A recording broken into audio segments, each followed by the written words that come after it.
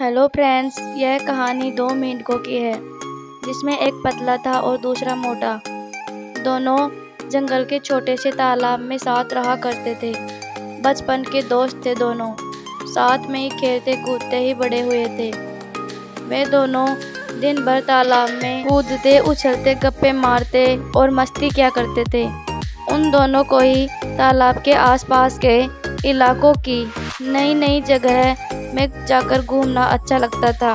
एक दिन ऐसे ही साथ में घूमते हुए दोनों जंगल के बाहर एक खेत में पहुंच गए थे। वहां उन्होंने देखा कि एक गवाला अपनी गाय से दूध निकाल रहा था। उन्होंने कभी भी किसी को ऐसे दूध निकालते हुए नहीं देखा था। गवाले ने दूध निकालकर एक बाल्टी में भरकर रख दिया। वे दोनों उस दूध को देखकर बड़े आश्चर्य में थे, क्योंकि उन्होंने आज से पहले ये कभी नहीं देखा था।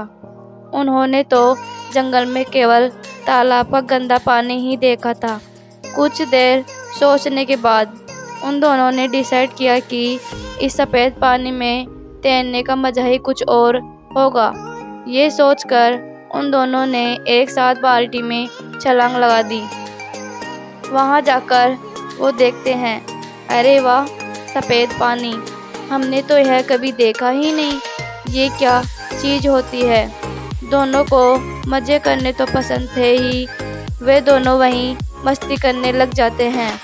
वे तैर रहे होते हैं, कभी गोते मार रहे होते हैं, वे निकल रहे होते हैं। खूब उछल कूद करने के बाद, पूरे मज़े करने के बाद, वो जो मोटा वाला मेंढक होता है वो कहता है, चल यार, अब घर जाने का टाइम आ गया, जंगल वापस चलते हैं। तो पतला मेंढक भी कहता है, हाँ यार, चल वापस चलते हैं। वे दोनों बाल्टी से बाहर छलांग लगाने की कोशिश करते हैं, पर वो बाल्टी बहुत बड़ी होती है। वे छलांग लगा नहीं पाते। वे दोनों बाल्टी के किनारे जाकर बाल्टी की दीवारों से छलांग लगाने की कोशिश करते हैं, पर वो देखते हैं कि वहाँ बहुत ज़्यादा फिसलन है। वे जब भी कूदने की कोशिश करते हैं, उनके पैर फिसल जाते हैं। उन्होंने लगातार कई बार प्रयास किया, कभी बाल्टी के बीच में तो कभी बाल्टी के किनारे, उनकी दीवारों के सहारे कूदने का, लेकिन दूध की चिकनाहट और उसकी फिसलन की वजह से वे बाल्टी से बाहर नहीं निकल पा रहे थे।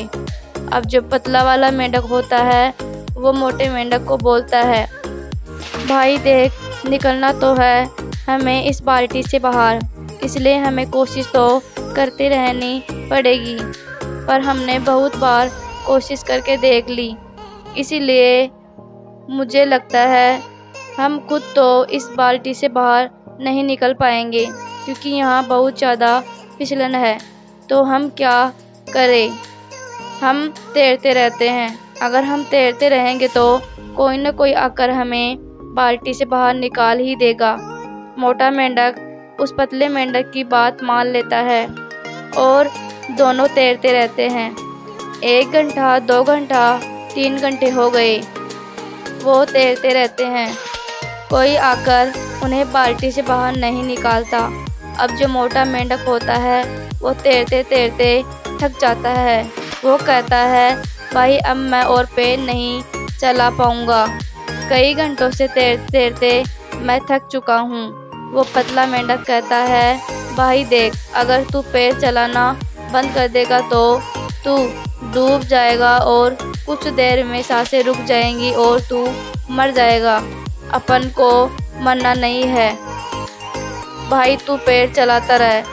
तो मोटा मेंढक थोड़ी देर तक पैर और चलाता है, फिर कहता है, भाई देख, हमने बहुत साथ दिया एक दूसरे का, हम दोनों बचपन के दोस्त हैं, आपस में बहुत मस्ती की, हंसी ठिठोली की, हमेशा साथ रहे। लेकिन मुझे लगता है कि आज ये सब ख़त्म होने वाला है। आज हो सकता है कि यह मेरी ज़िंदगी का आखिरी दिन हो। मैं और मेहनत नहीं कर सकता, मैं और पैर नहीं चला सकता, और अब शायद मैं डूबकर मर जाऊंगा। और उस पतले मेंढक की आंखों के सामने उसका वह बचपन का दोस्त डूबकर मर गया। यह सब देखकर वह पतला मेंढक और ज़्यादा तेज़ी से पेड़ चलाने लगता है। उसके अंदर आग लग जाती है कि अब कैसे भी करके मुझे इस बाल्टी से बाहर निकलना ही है। मुझे हार नहीं माननी। अगर मैंने भी हार मान ली तो मैं भी मर जाऊंगा। उसकी आंखों से आंसू निकल रहे हैं, पर वो और तेज पेड़ चलाता जा रहा है। लेकिन जैसा कि हम सब जानते हैं कि अगर थोड़ी देर तक दूध को चलाया जाए तो उसमें से मक्खन बाहर आने लग जाता है। और बिल्कुल ऐसा ही हुआ, क्योंकि बहुत घंटों से वो दोनों मेंढक उस दूध में पेड़ चला रहे होते हैं, इसलिए उस दूध में से मक्खन बाहर आने लग जाता है।